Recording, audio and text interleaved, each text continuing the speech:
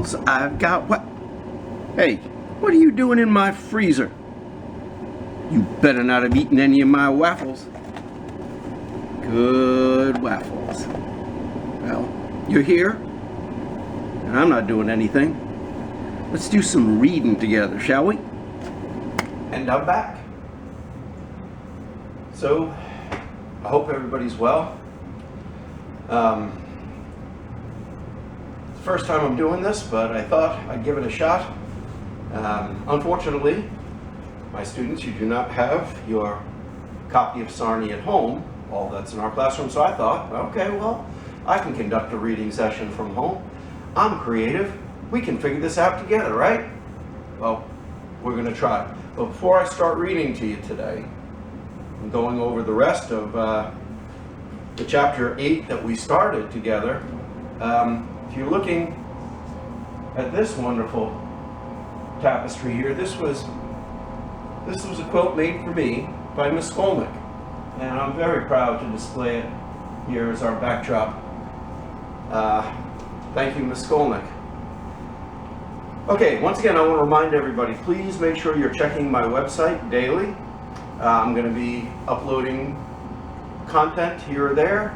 At this point, just for clarification, all teachers have been told that we're not to be grading student work. We're to be doing checks to make sure that you're doing the work successfully. We're to be offering extra help. And so that's what I plan to do when I learn more about what our district policy is going to be going forward. I will of course tell you. So let's pick up with Sarny. Now I realize you don't have the book at home, so I'm going to read to you in my most mellifluous tones.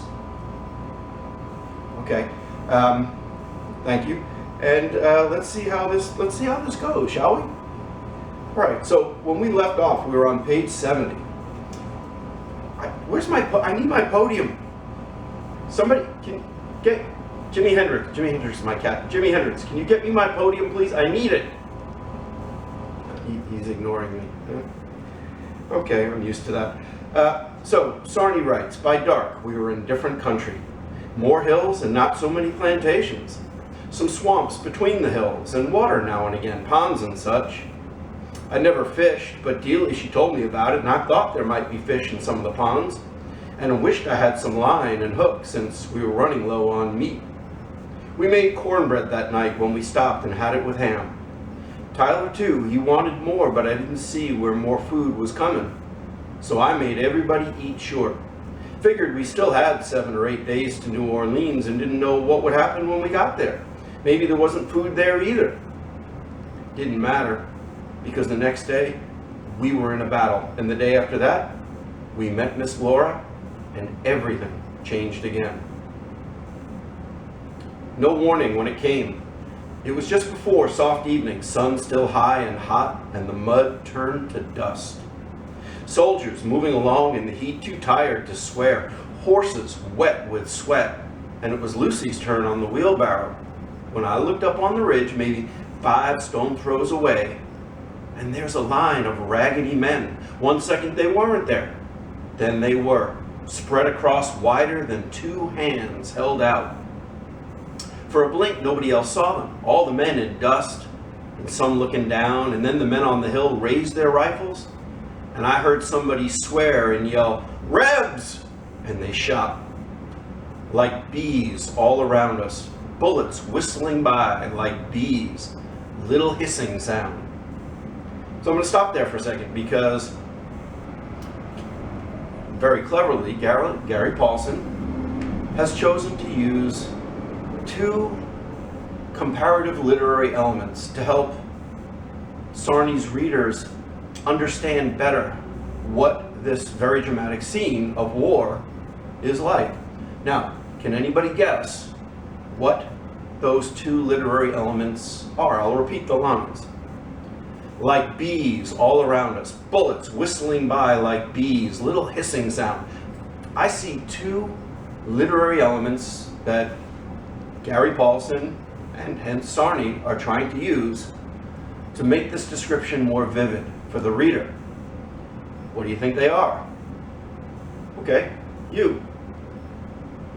That's completely wrong. Completely wrong. You're totally... So, no, not you guys. You guys were, I'm sure, very right. That was Jimi Hendrix, my cat. I don't know. He's... I think he needs tutoring. I'm working with him. So if you guessed simile, a comparison that is indirect, using the equivocating words like and as, you'd be right. And if you guessed personification, you'd be right. But where do we see simile? Simile? I don't know what that simile is, but I know what a simile is. Where do we see simile? Like bees all around us. Bullets like bees. So the bullets being compared to bees, that makes sense. Whistling by. Whistling by. So that whistling sound, I think you could make a good argument, is personification. All right. We would have been hit, sure, except a team of horses stood between us and the men on the hill. I heard the bullets hitting the horses and they grunted and went down. And I grabbed Lucy and Tyler too and pulled them back off the road and down into a small ditch, no higher than a rabbit. Everything went to pieces. The men on the hill reloaded and fired again and again. And men fell around us, some dead and some about to be dead and some screaming. And more horses were hit, and they screamed most as bad as the wounded men. Bullets were thick as flies again. And you could hear them hitting things over and over. Horses, men, dead men were hit just laying on the road, and I was sure we'd die. Throughout that entire paragraph, Sarny, I guess Gary Paulson through Sarny, uses the literary technique of repetition. Repetition works very effectively in that paragraph, doesn't it? Because here we are thinking, this is a continuous horror. It brings us right into the nightmare that Sarny is experiencing in this battle. Even if we weren't shot flat out, those on the hill were gray fighters, and we were with the blue. Did they come on down and find us?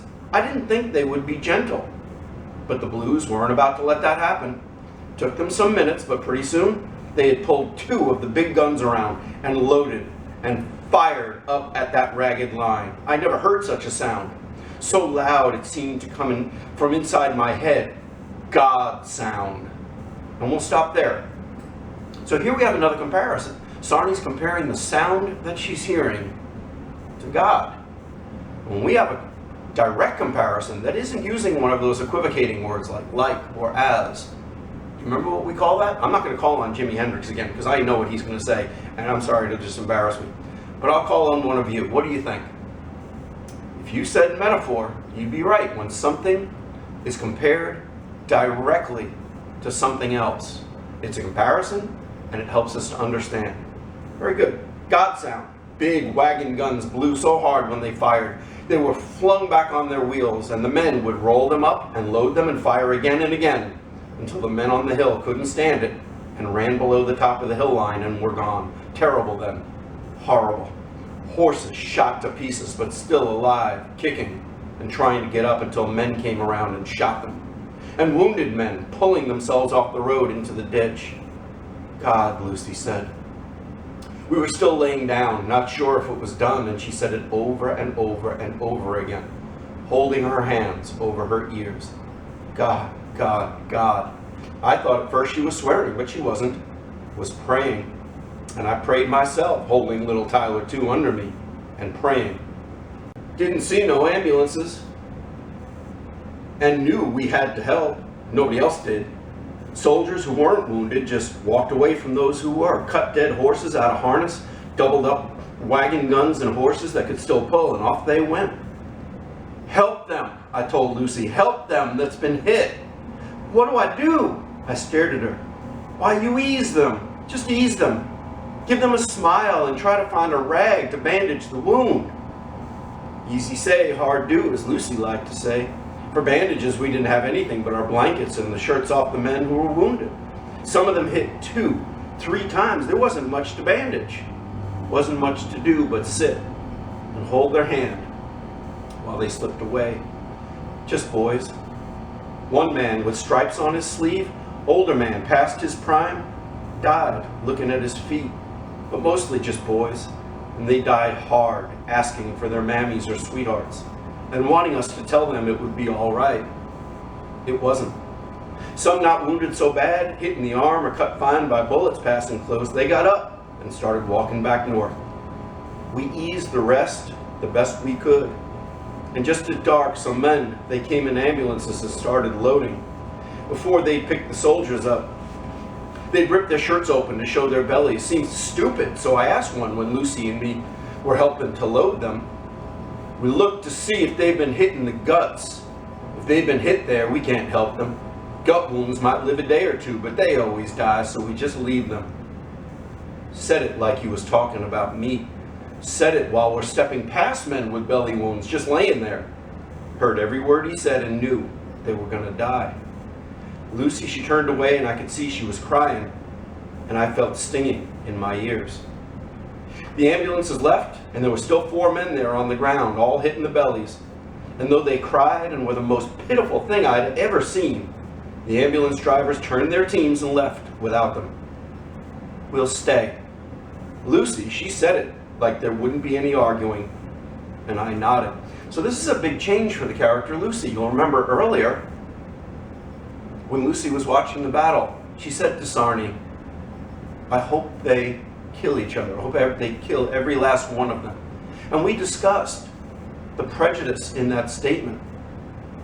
The fact that she lumped all people into one category based on skin color.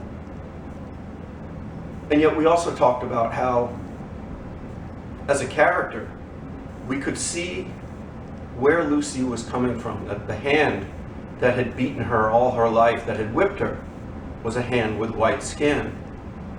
So even though we could understand her emotion, we knew that we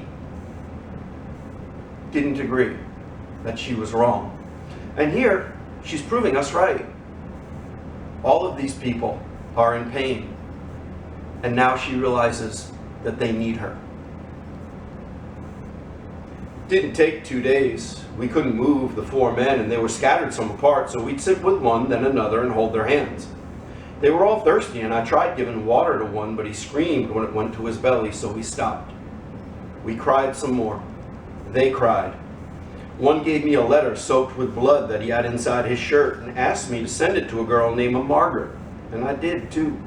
Carried that letter over a year and then sent it. One long day. Longest day of my whole life except one.